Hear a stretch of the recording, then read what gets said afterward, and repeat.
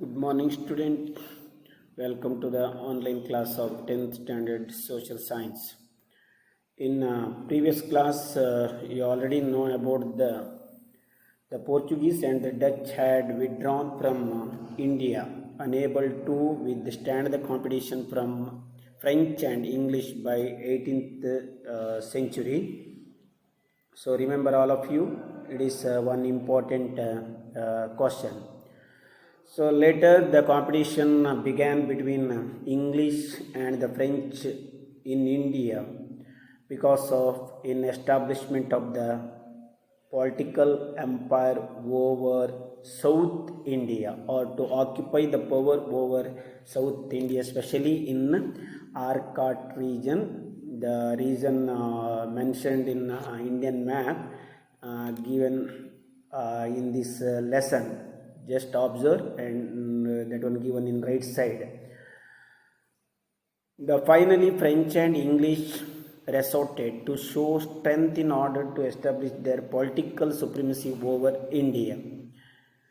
Meanwhile, political volatility aroused in the regions of Hyderabad and Carnatic. Carnatic means eastern part of Tamil Nadu. ಅಲ್ಲಿ mark ಮಾಡಿದ್ದಾರೆ. ತಮಿಳುನಾಡಿನ ಪೂರ್ವ ಭಾಗ, ಅದನ್ನು Carnatic region ಅಂತ ಕರೀತಾರೆ.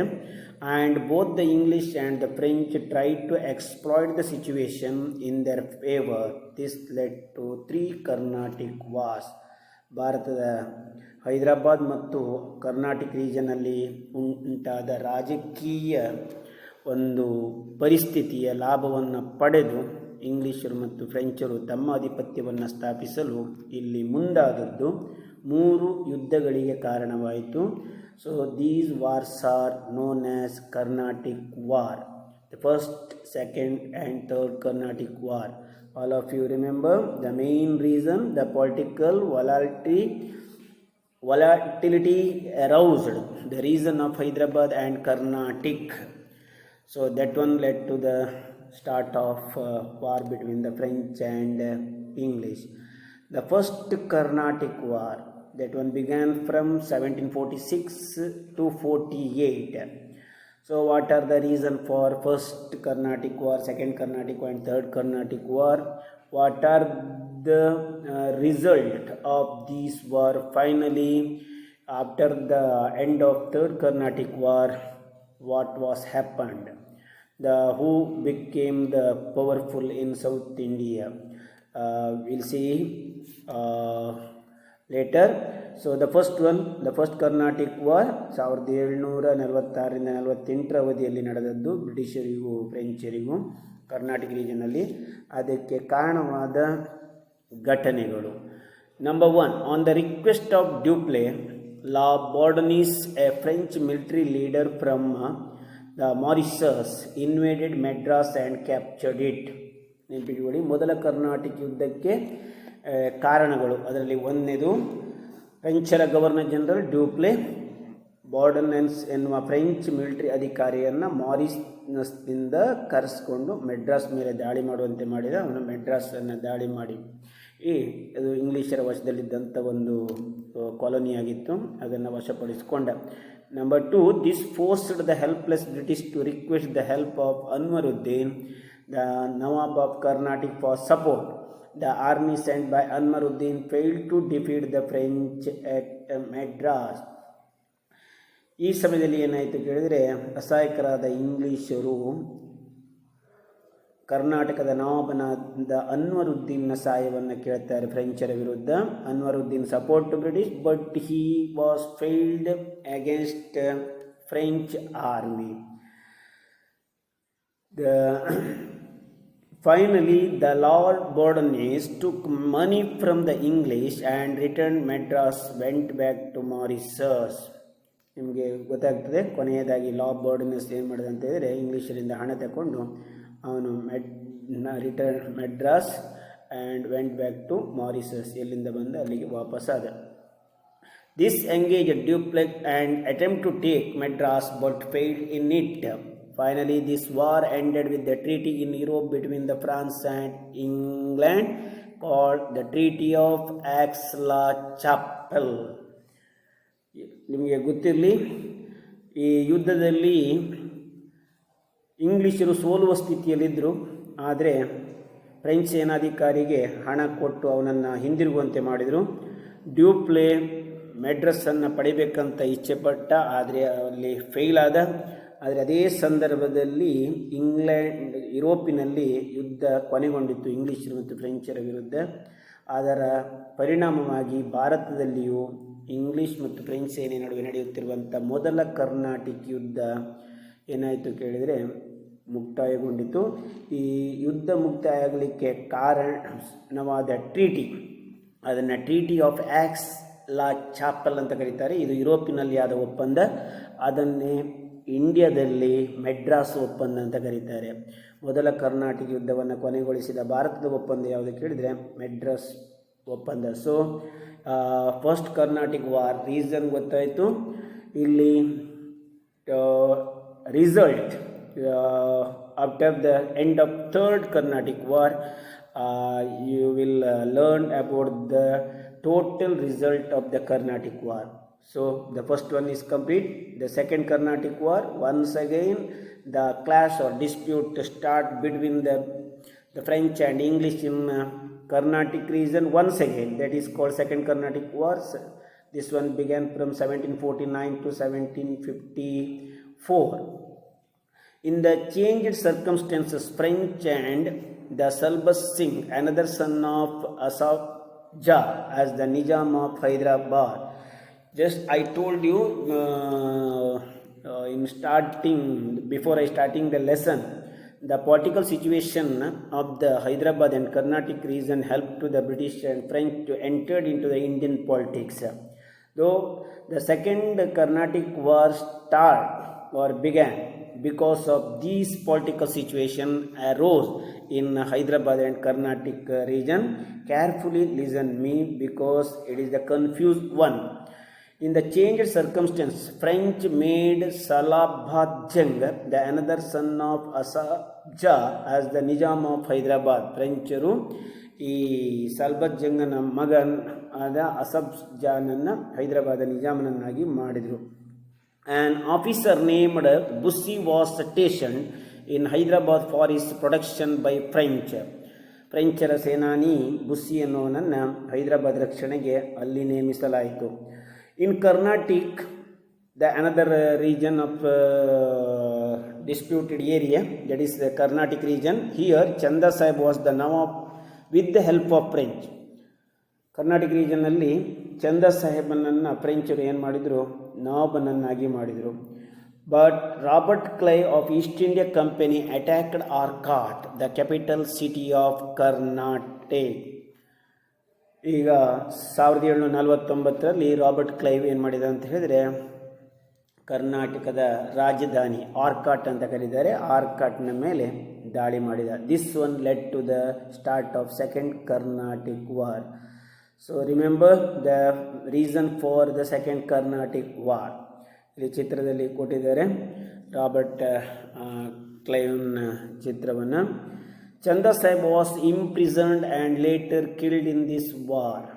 ಚಂದ ಸಾಹೇಬ್ರನ್ನು ಸೆರೆ ಹಿಡಿದ್ರು ಬ್ರಿಟಿಷರು, ಅವನನ್ನು ಕೊಂದು ಹಾಕಿದರು. ನಿಮ್ಗೆ ಗೊತ್ತಿರಲಿ, ಚಂದ ಸಾಹೇಬ್ ಫ್ರೆಂಚರ ನೆರವಿನಿಂದ ಅಲ್ಲಿ ನವಾಬನಾಗಿದ್ದ. In the place of Chanda Sahib, the English named Muhammad Ali, the son of Anwaruddin. ಅನ್ವರುದ್ದೀನನ್ನು ಫ್ರೆಂಚರು ಮೊದಲೇ ಕೊಂದು ಅವನ ಬದಲಿಗೆ ತಮ್ಮ ಮಿತ್ರ ಚಂದ ಸಾಹೇಬನನ್ನು ಅಲ್ಲಿ ನವಾಬನನ್ನಾಗಿ ಮಾಡಿದರು.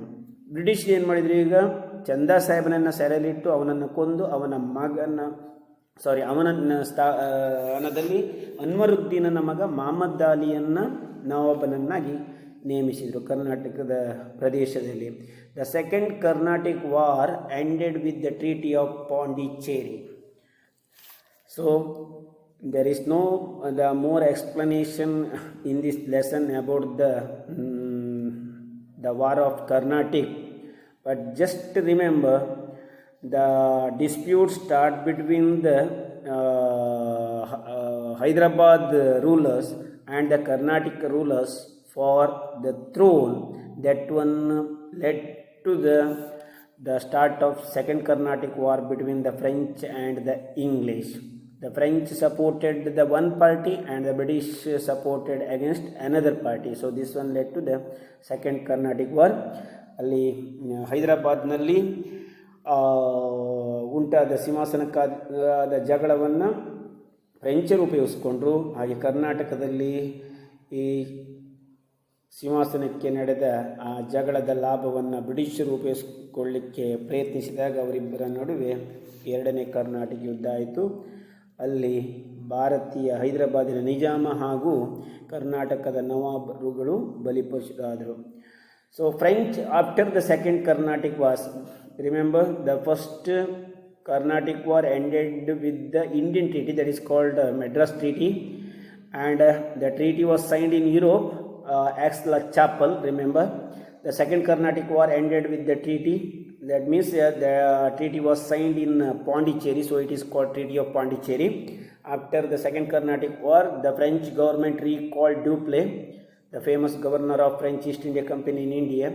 This war brought the lawless to English, while French suffered a political setback.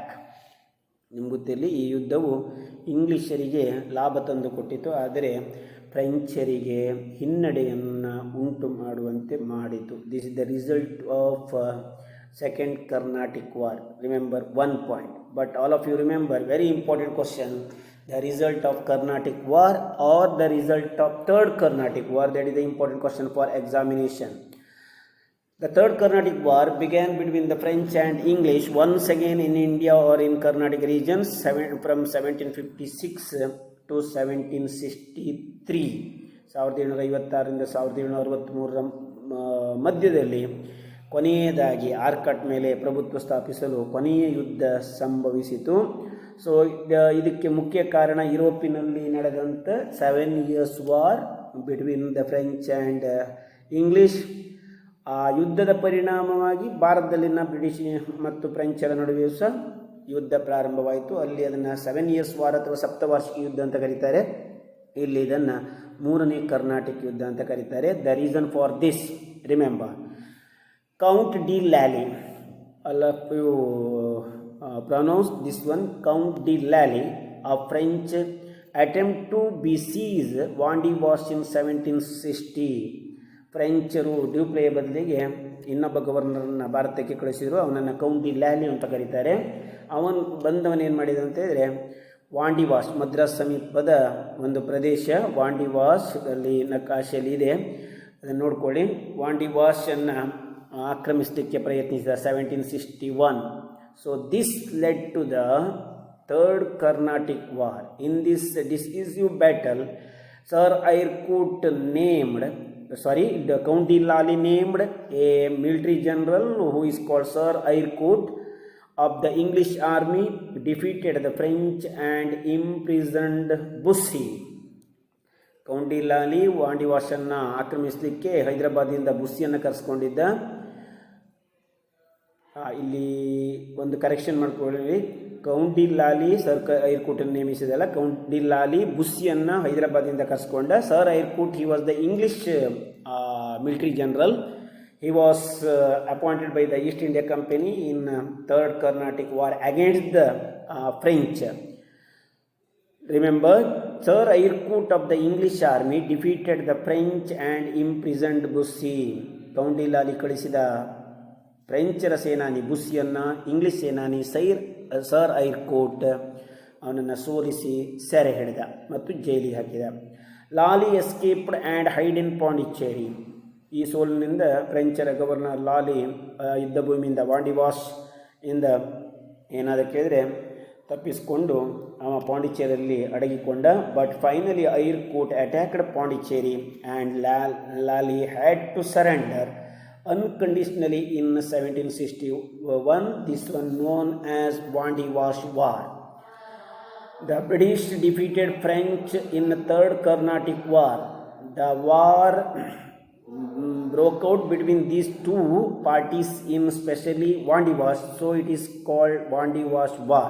In this war, the French washed out in South India completely by the Sir Eyre a military general or military officer of the East India Company. So the Lally surrendered to the East India Company in 1761. Thus, the power of the French declined in South India. So remember, already I told you the important question, the effects or result of Carnatic War or the Third Carnatic War. Both the question are same, the answer is the same to these two questions. Remember, first, the effects of the Carnatic War, first one, French had to lose all their base in India due to Carnatic Wars. ಈ ಯುದ್ಧದಿಂದ ಫ್ರೆಂಚರು ಭಾರತದಲ್ಲಿನ ತಮ್ಮ ನೆಲೆಗಳನ್ನು ಕಳ್ಕೊಂಡ್ರು. Number 2, in spite of this, as per the Treaty of Paris in 1763, Pondicherry was returned to French. So remember, the Third Carnatic War ended with the treaty that was signed in the Paris. So it is called Treaty of Paris. According to this, in India also, the war ended with the treaty of this same treaty, and the Third Carnatic War was ended in 1763. Pondicherry was returned to French. ಈ ಒಪ್ಪಂದ ಪ್ರಕಾರ ಪಾಂಡಿಚೇರಿಯನ್ನು ಫ್ರೆಂಚರಿಗೆ ಹಿಂದಿರುಗಿಸಲಾಯಿತು. With these developments, French lost their importance in India. ಈ ಯುದ್ಧದಿಂದ ಭಾರತೀಯರು ಫ್ರೆಂಚರು ಭಾರತದಲ್ಲಿ ತಮ್ಮ ಪ್ರಾಮುಖ್ಯತೆಯನ್ನು ಕಳೆದುಕೊಂಡರು. And finally, like this, English, by defeating all their rivals, started consolidating their power over the southern India or South India. ಮೂರನೇ ಕರ್ನಾಟಕ ಯುದ್ಧ ಅಥವಾ ಕರ್ನಾಟಕ ಯುದ್ಧದ ನಂತರ ಇಂಗ್ಲಿಷರು ತಮ್ಮ ಎಲ್ಲ ಯುರೋಪಿನ ವೈರಿಗಳನ್ನು ಭಾರತದಲ್ಲಿ ಸೋಲಿಸಿ ತಾವು ತಮ್ಮ ಅಧಿಕಾರವನ್ನು ಕ್ರೋಢೀಕರಣಗೊಳಿಸಿದರು ದಕ್ಷಿಣ ಭಾರತದಲ್ಲಿ. ಅಂದರೆ ದಕ್ಷಿಣ ಭಾರತದಲ್ಲಿ ಇಂಗ್ಲಿಷರೇ ಏಕಮಾದಿತ್ಯ ಅಧಿಕಾರವನ್ನು ಸ್ಥಾಪಿಸಿದರು. So suppose if you ask the question about the effects or result of Carnatic War, you have to write all these 1, 2, 3, 4 points. Remember, so the next in this lesson you are studied one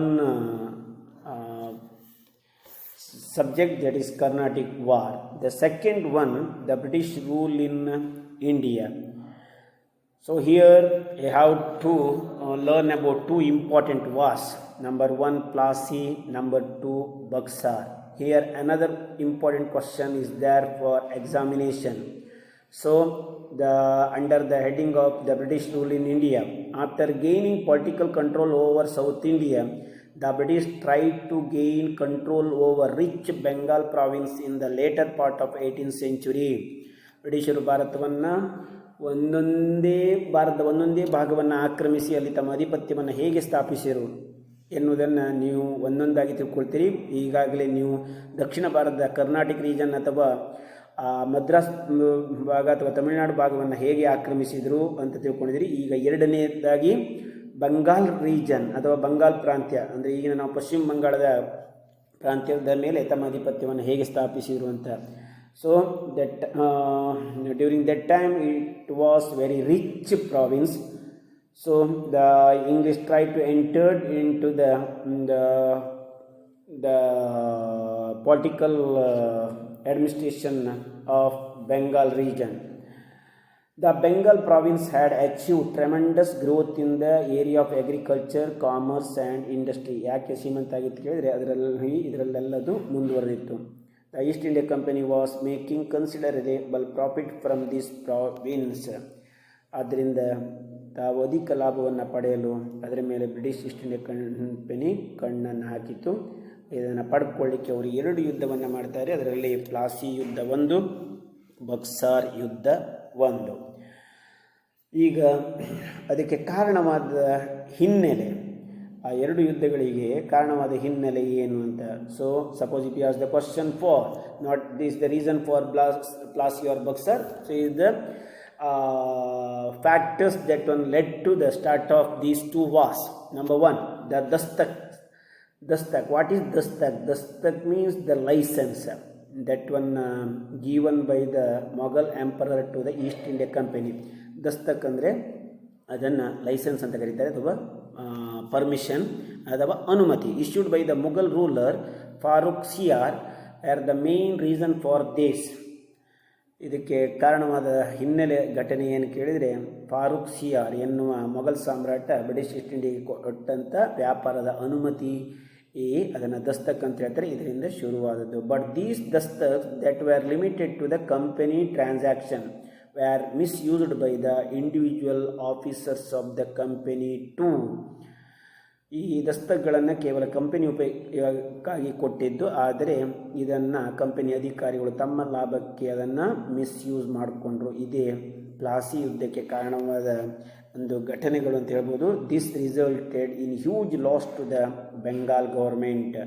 ಇದರಿಂದ ನಷ್ಟ ಅನುಭವಿಸಿದವರು ಯಾರು ಕೇಳಿದರೆ ಬಂಗಾಳದ ನವಾಬ್ ಅಥವಾ ಬಂಗಾಳದ ಸರ್ಕಾರ. So these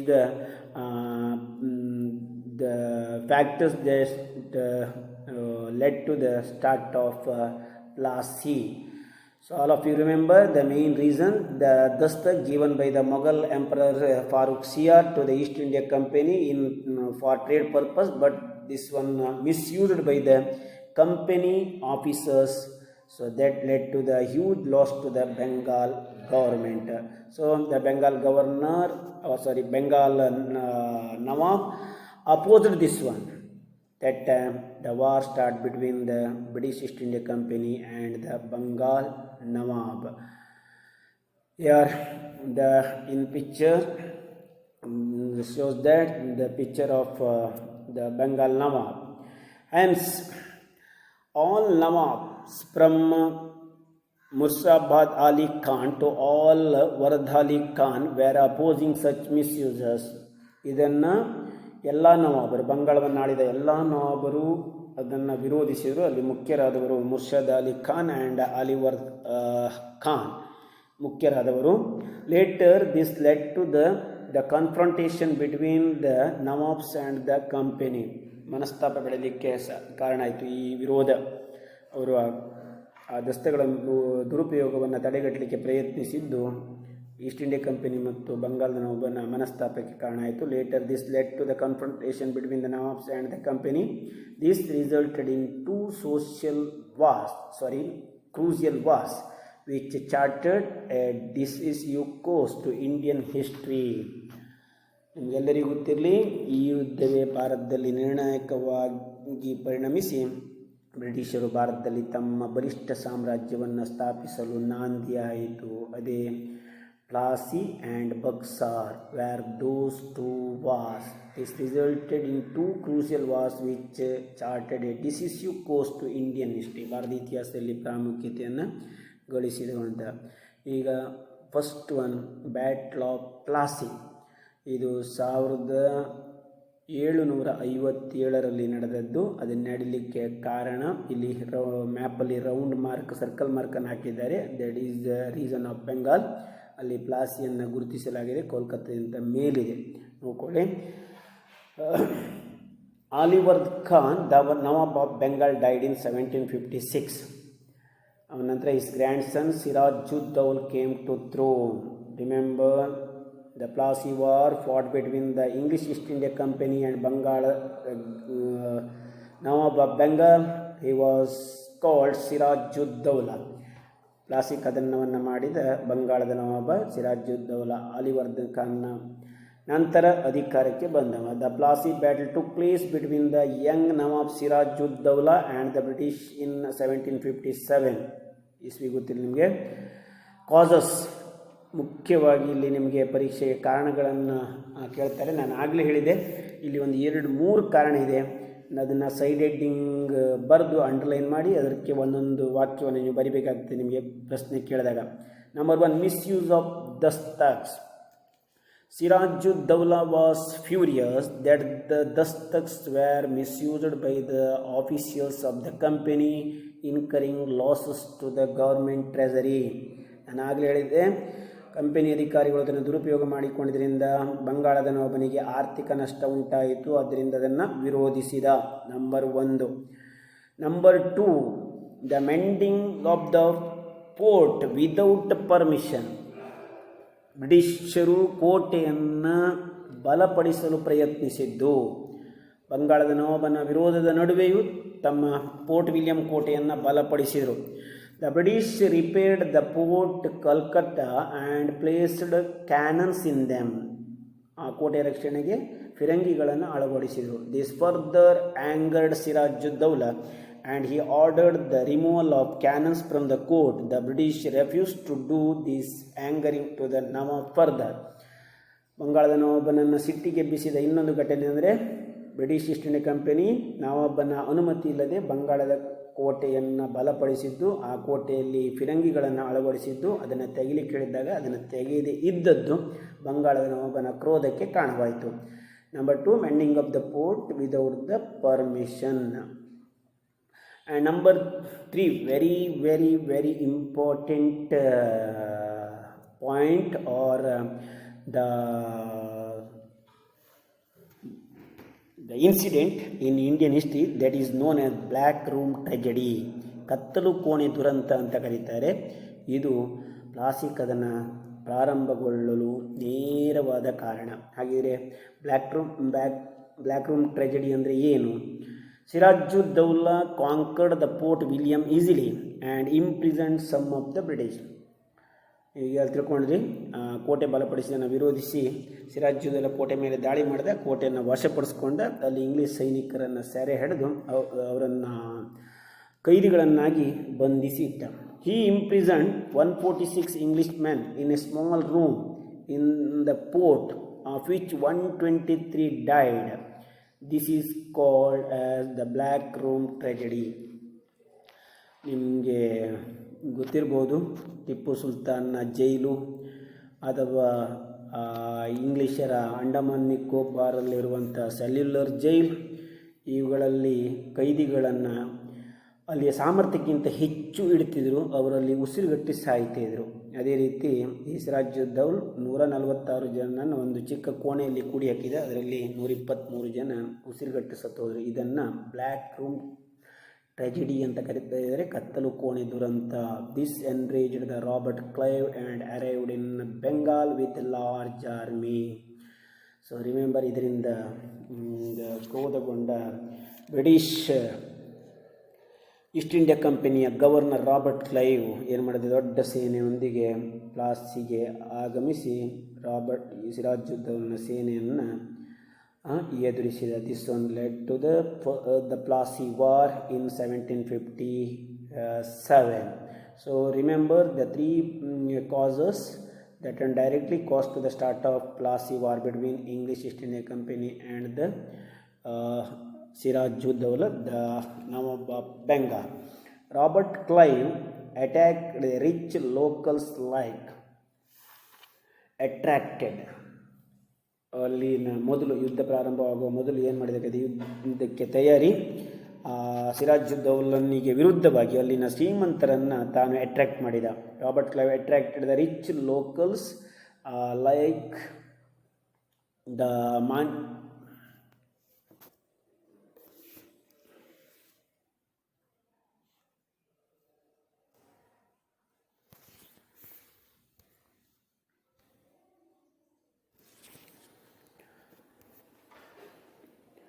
Robert Clive attracted the rich locals like Manik Chand, Omi Chand, Jagat Seth and other towards him. ಇವರೆಲ್ಲ ಬಂಗಾಳದ ಶ್ರೀಮಂತರಾಗಿದ್ದರು, ಅವರೆಲ್ಲ ತನ್ನತ್ತ ಸೆಳೆದುಕೊಂಡ.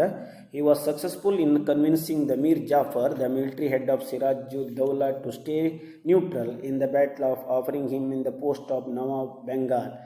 ಅರ್ಥ ಮಾಡ್ಕೊಳ್ಳಿ, ಸಿರಾಜುದ್ದೌಲನ ಕಮಾಂಡರ್ ಮೀರ್ ಜಾಫರ್ನನ್ನು ಅವನಿಗೆ ಹಣ ಕೊಟ್ಟು ಅವನನ್ನು ಯುದ್ಧದಲ್ಲಿ ವಹಿಸದಂತೆ ಅವನು ನ್ಯೂಟ್ರಲ್ ಆಗಿರುವಂತೆ ನೋಡಿಕೊಂಡ ಮೀರ್ ಜಾಫರ್ ಸ್ವತಃ ತನ್ನ ಮಾವನಿಗೆ ಯುದ್ಧದಲ್ಲಿ ಮೋಸ ಮಾಡಿದ ಪ್ಲಾಸಿ ಕದನದಲ್ಲಿ ಸಿರಾಜುದ್ದೌಲನ ಅಳಿಯನಾಗಿದ್ದ Mir Jafar. Sirajuddaulah to stay neutral in the battle by offering him the post of Nawab Bengal. ದುಡ್ಡು ಮತ್ತು ಮುಂದೆ ಬಂಗಾಳದ ನವಾಬನ ಪದವಿಗೆ ಏರಿಸುವುದಾಗಿ ಭರವಸೆಯನ್ನು ಕೊಟ್ಟ. So, encouraged by all these developments, Robert Clive declared war against the Sirajuddaula ವಿರುದ್ಧ ಯುದ್ಧ ಘೋಷಣೆ ಮಾಡಿದ. ಯಾಕಂದರೆ ಮೀರ್ ಜಾಫರ್ ಅವನು ತಟಸ್ಥನಾಗಿ ಉಳಿಯುವಂತೆ ನೋಡಿಕೊಂಡ, ಎಲ್ಲ ಶ್ರೀಮಂತರನ್ನು ತನ್ನತ್ತ ಸೆಳೆಕೊಂಡ. ಈಗ ಸಿರಾಜುದ್ದೌಲ ಏಕಾಂಗಿಯಾದ, ಅವನನ್ನು ಸೋಲಿಸಲಿಕ್ಕೆ ಸುಲಭ ಅಂತ ತಿಳ್ಕೊಂಡು ಯುದ್ಧವನ್ನು ಡಿಕ್ಲೇರ್ ಮಾಡಿದ. Everything went according to the plan of Clive. Sirajuddaulah who tried to escape from the battle field was captured and killed. ಯುದ್ಧದಲ್ಲಿ ಸಿರಾಜುದ್ದೌಲ ಅಸಹಾಯಕನಾಗಿ ಅಲ್ಲಿಂದ ಓಡಿ ಹೋಗಲಿಕ್ಕೆ ಪ್ರಯತ್ನಪಟ್ಟ, ಆದರೆ ಅವನನ್ನು ಸೆರೆ ಹಿಡಿದು ಕೊಲ್ಲಲಾಯಿತು. So the next the results of Plassey War. Remember, very important question once again here, all of you remember the causes for the Plassey War and the results of Plassey War. This war brought out the immorality, lack of unity among the Indians and the greed of Indian businessmen. ಯುದ್ಧ ಏನು ತೋರಿಸ್ತದೆ ಕೇಳಿದರೆ ಈ ಅನೈತಿಕತೆಯನ್ನು ಎತ್ತಿ ತೋರಿಸ್ತದೆ, ಹಾಗೆ ಭಾರತೀಯರ ನಡುವಿನ ಅನೈಕ್ಯತೆಯನ್ನು ತೋರಿಸ್ತದೆ. ಜೊತೆಗೆ ಭಾರತದ ಈ ವ್ಯಾಪಾರಸ್ಥರ ಒಂದು ಈ ವ್ಯಾಪಾರಿ ಪ್ರವೃತ್ತಿ ಅಂದರೆ ಆಸೆ ಬುರುಕತನವನ್ನು ತೋರಿಸ್ತದೆ. Mir Jafar became the Nawab of Bengal. All of you add another point. Plassey, the first Sirajuddaulah was died. So after the death of Sirajuddaulah, Mir Jafar became the Nawab of Bengal. The first one, remember, they brought out the immorality, lack of unity among the Indians and the greed of Indian businessmen. ಭಾರತೀಯ ವ್ಯಾಪಾರಿಗಳ ಅಥವಾ ಈ ಬಿಸ್ನೆಸ್ಮೆನ್ಗಳ ಒಂದು ಈ ಆಸೆಯನ್ನು ಇದು ಎತ್ತಿ ತೋರಿಸ್ತದೆ. ಹಾಗೆ ಮೂರನೇದು, the company gained exclusive rights to business in Bengal. ಗೊತ್ತಿಲ್ಲ ನಿಮಗೆ, ಬಂಗಾಳದಲ್ಲಿ ವ್ಯಾಪಾರ ಮಾಡಲಿಕ್ಕೆ ಅವರು ಪವರನ್ನು ಪಡ್ಕೊಂಡ್ರು. Mir Jafar had to pay ₹17 the corner and 70 lakh to as a relief to Sirajuddaulah's attack on the Fort William. ಇಲ್ಲಿ ಸಿರಾಜುದ್ದೌಲನೇ ಕಾರಣ ಅಂತ ಹೇಳಿ ಬಂಗಾಳದ ಮೇಲೆ ಯುದ್ಧ ವೆಚ್ಚವನ್ನು ಹೊರಿಸಿದರು. ಅದಕ್ಕೆ Mir Jafar had to pay, ಅವನೇ ಅದನ್ನು ಸಲ್ಲಿಸಬೇಕಾಯಿತು. ₹17 lakh to as a relief, ಯುದ್ಧ ಪರಿಹಾರವಾಗಿ ಕೊಡಬೇಕಾಯಿತು Sirajuddaula's attack on the Fort William. So thus in nutshell, Mir Jafar became a continuous victim of the company and its employees. Even though the treaty went the bankrupt due to this greedy nature, the greediness of the company and its officers were never satisfied. The British projected Mir Jafar as an insufficient Nawab and brought in this nephew Mir Qasim as the new Nawab. So this is the reason for the reason for the Buxar War. We will see in next class. Remember the results of Plassey War. We have to write 4 points. These. So this is the background or the happenings that led to the Buxar War. ಇಲ್ಲಿ ನೀವು ತಿಳ್ಕೋಬೇಕು, ಇದರ ಬಕ್ಸಾರ್ ಯುದ್ಧಕ್ಕೆ ಇದು ಹಿನ್ನೆಲೆ, ಇದು ಆಮೇಲೆ ತಿಳ್ಕೊಳ್ಳೋ. The today's lesson let us close now. In your home, all of you listen carefully this lesson and watch the video and try to write the question given in exercise.